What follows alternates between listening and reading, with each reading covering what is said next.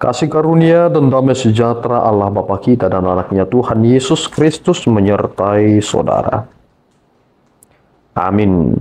Shalom, saudaraku yang terkasih di dalam nama Tuhan Yesus Kristus. Senang bisa menyapa saudara di tempat saudara berada hari ini dalam dimensi yang berbeda, tetapi dalam dunia yang sama.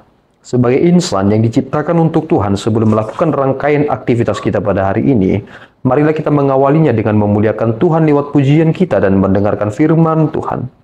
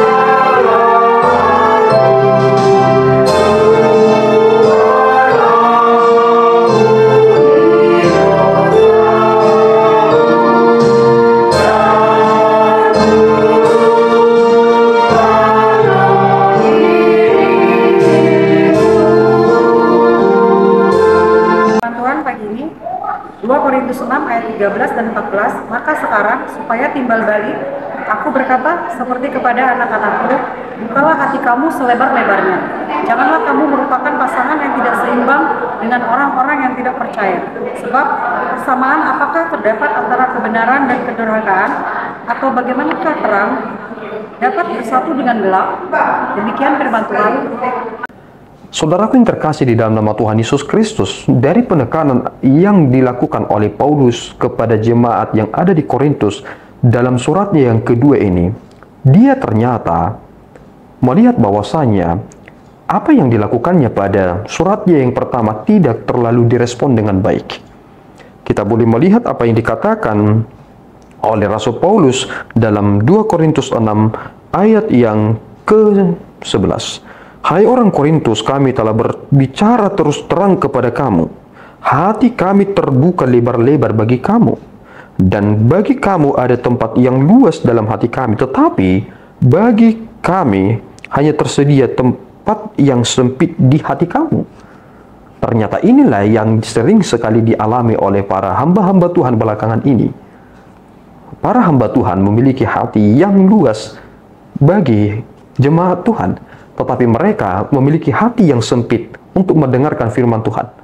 Dan kemudian Paulus menaikkan otoritas pembicaraannya dengan berkata, supaya timbal balik aku berkata seperti kepada anak-anakku. Kita mengetahui bahwasanya ada hukum yang mengatur bahwasanya kita harus menghormati orang yang lebih tua dari kita. Menghormati.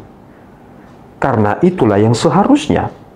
Dan Paulus memposisikan dirinya sebagai orang tua yang berbicara kepada anaknya. Orang tua lah yang berhak berkata kepada anaknya, engkau jangan merupakan pasangan yang tidak seimbang. Orang tua lah yang harus menegaskan kepada anaknya, tidak boleh engkau menikah dengan orang yang tidak seiman denganmu. Seperti yang dilakukan oleh Isa kepada anaknya. Jangan ambil perempuan Kanaan. Tetapi tiba-tiba Esau melakukannya. Dan dia membuat luka dalam hati orang tuanya. Dan seorang ayah atau ibu yang baik, dia akan menjaga bagaimana iman anak-anaknya akan tetap menjadi murni.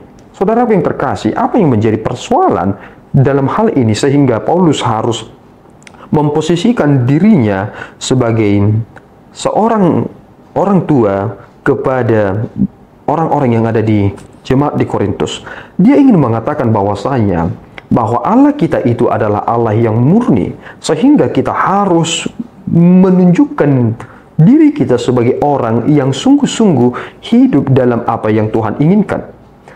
Paulus membuat sebuah analogi terkait tentang pernikahan, bahwasanya akan terjadi keributan di sana karena ini menyangkut iman. Apapun ceritanya, jika seorang beriman kepada Allah yang benar, sedangkan yang seorang memiliki Allah yang tidak benar, mereka akan menjadi keluarga yang akan saling tarik-menarik. Yang satu ingin mempengaruhi yang ini, yang satu lagi ingin mempengaruhi yang satu. Sehingga imbasnya adalah kepada anak-anak mereka. Anak-anak mereka harus menjadi apa? Karena orang tua mereka memiliki tanggung jawab iman terkait tentang anak-anaknya.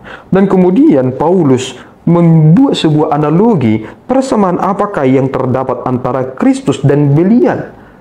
Kristus itu adalah pribadi kedua dalam Allah Tritunggal. Belial adalah iblis. Sehingga Yesus Kristus tidak memiliki hubungan apapun dengan iblis. Dan dari sini kita semakin menangkap satu hal, bahwa sebenarnya orang-orang Korintus itu memiliki pengetahuan yang luar biasa. Tetapi persoalannya adalah mereka mencampur adukkan semuanya. Mereka mengatakan sebagai orang yang beriman, tetapi di satu sisi lagi mereka ternyata adalah hamba dari dosa. Saudaraku, apakah saudara menangkap apa yang dikatakan oleh Paulus dalam hal ini? Kita sering sekali memposisikan diri sebagai orang yang beriman. Tetapi di suatu pijakan yang lain, kita ternyata lebih mencintai dunia ini. Akan ada terjadinya tarik-menarik antara cinta Tuhan atau cinta dunia. Jika saudara adalah milik Tuhan, maka saudara harus mampu memposisikan diri dengan benar. Saudara menikmati apa yang Tuhan berikan, dan jangan memikirkan cara yang lain untuk menjadi kaya, sehingga saudara tidak terseret dengan arus duniawi.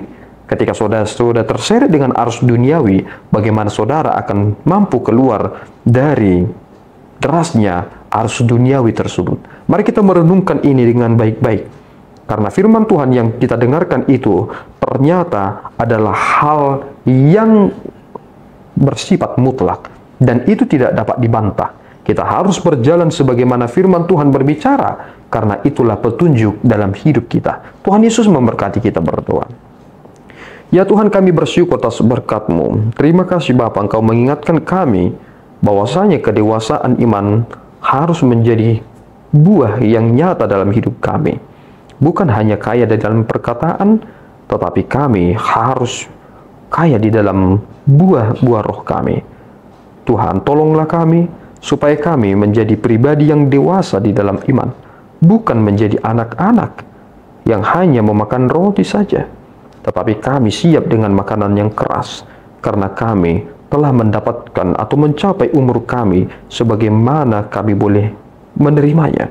Bimbing kami Tuhan, supaya kami memiliki iman yang tangguh, dapat menjawab segala tantangan yang terjadi di dunia ini, dan kami memelihara iman kami dengan benar. Terpuji Engkau ya Bapa, di dalam Yesus kami telah berdoa dan mengucap syukur. Anugerah Tuhan kita Yesus Kristus, kasih setia Allah Bapa kita, dan persekutuan Roh Kudus menyertai saudara. Amin. Tuhan Yesus memberkati.